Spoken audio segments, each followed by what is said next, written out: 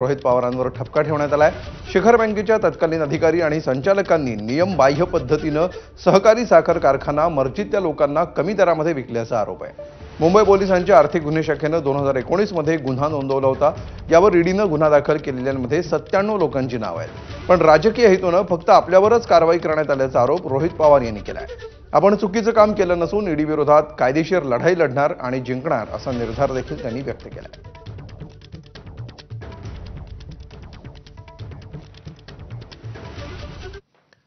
तर राजकीय हेतूने विरोधात कारवाई होत असल्याचा दावा रोहित पवारांनी केलाय। तर ही लढाई आपण जिंकू असा विश्वास देखील त्यांनी व्यक्त केलाय। पाहूया। 97 लोकांना ठेवलं बाजूला ज्यांचं एफआयआर मध्ये नाव आहे आणि मी ॲडमिनिस्ट्रेटर म्हणजे अधिकाऱ्यांच्या काळामध्ये म्हणजे आरबीआयचा जेव्हा कंट्रोल एमएससी बँकेवर होता तेव्हा मी टेंडर घेतलं आणि मी एकटा अडकलो।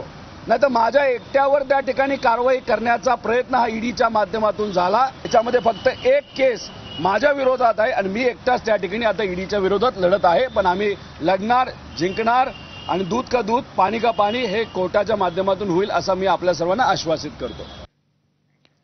तर यावर जितेंद्र आव्हाडांनी काय प्रतिक्रिया दिली आहे पाहूया। महाराष्ट्रातल्या 97 लोकांवरती ईओडब्ल्यूनी कारवाईचा हे केलेला आपण त्या सगळ्यांचे केसेस बंद करून त्याचा चौकशीअंती त्याचा क्लोजर रिपोर्ट कोर्टाला सादर झाला। त्याच्यात कुठेच रोहित पवारचं नाव पण त्याच एफआयआरचा आधार घेत ईडीने मात्र आपल्या चार्जशीटमध्ये त्या 97 लोकांना सोडून रोहित पवारला घेतलेलं आहे। म्हणजे रोहित पवारचं नाव आणि आमचा कोर्ट आणि न्यायव्यवस्थेवर विश्वास आहे। कोर्टाची लढाई लढू पण हे म्हणजे रोहितला शांत करण्याचा हा उपाय नाही।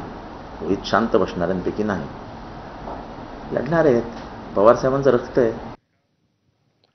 तर ईडीचं म्हणणं म्हणजे फडणवीसांचं म्हणणं असा हल्लाबोल संजय राऊतांनी केलाय।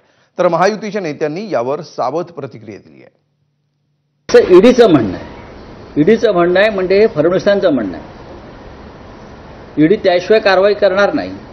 ईडीकडे आम्ही 100 प्रकरणं पाठवली आतापर्यंत भ्रष्टाचाराची, किमान 100 प्रकरणं मी पाठवलेली आहेत भ्रष्टाचाराची। काय केलं ईडीने?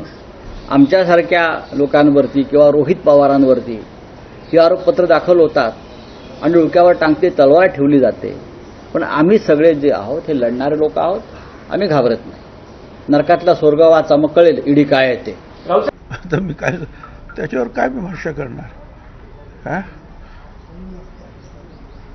आम्हाला सुद्धा अशा नोटिसा आल्या, आम्ही तर त्रास भोगला सुद्धा संपूर्ण कुटुंबाने आणि अजूनही आमच्या पाठीमागे लोक लागतात।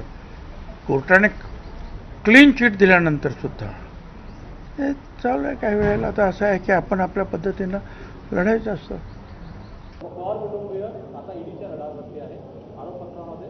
नाही, मला याबद्दलची माहिती नाही फार, त्यामुळे मी हे काही सांगू शकणार ते ईडीलाच माहिती असेल। पुढची महत्त्वाची बातमी, राज्याच्या